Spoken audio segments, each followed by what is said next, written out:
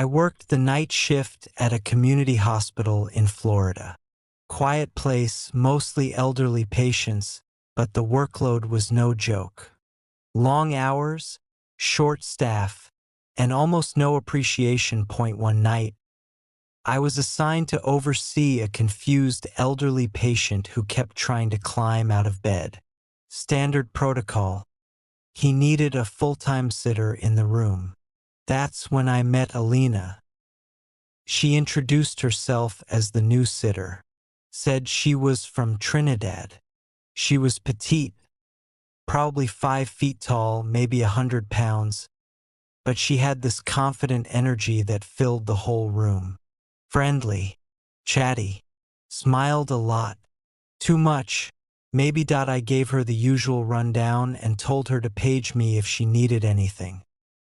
About 2 hours later, she called me over, said the patient needed repositioning.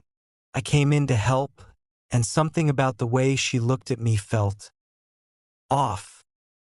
Too long, too lingering. When I helped move the patient, she stood close, real close. She rubbed against me, smiled like she knew something I didn't, and as I was about to leave, she stopped me. "Can I get a hug?" Caught me off guard. I mean, who asks for hugs at work? But I didn't want to be rude, so I gave her a quick one. She clung on too long. I had to gently pull away. I didn't think much of it. Just figured she was overly friendly. Weird?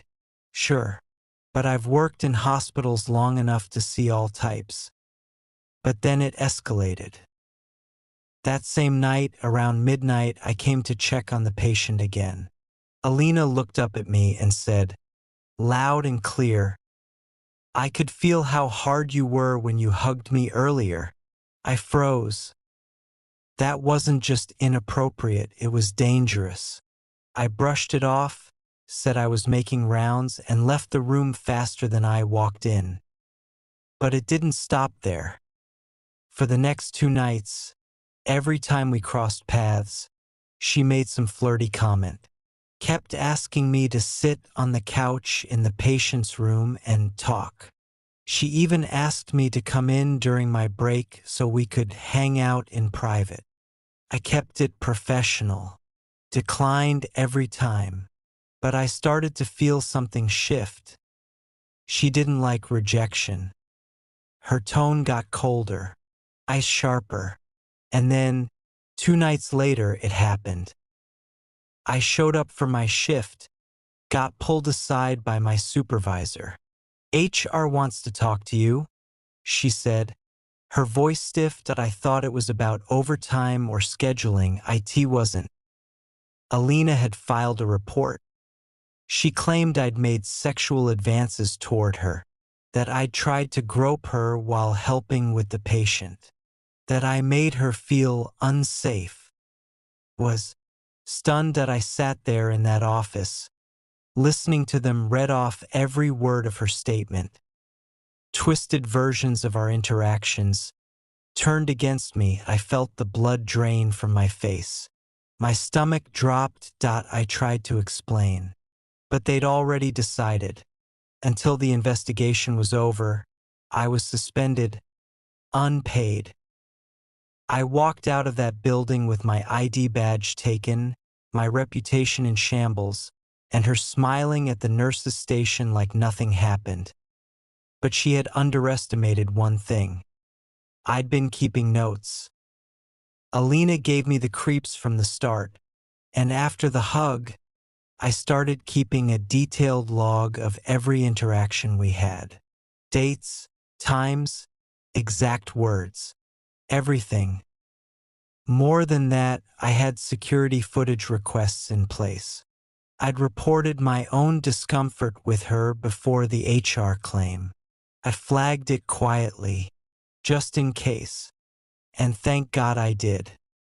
Because 2 days later, the investigation flipped. Turns out the patient's room had a camera installed discreetly due to his frequent fall attempts. No audio, but enough video to clearly show who initiated what.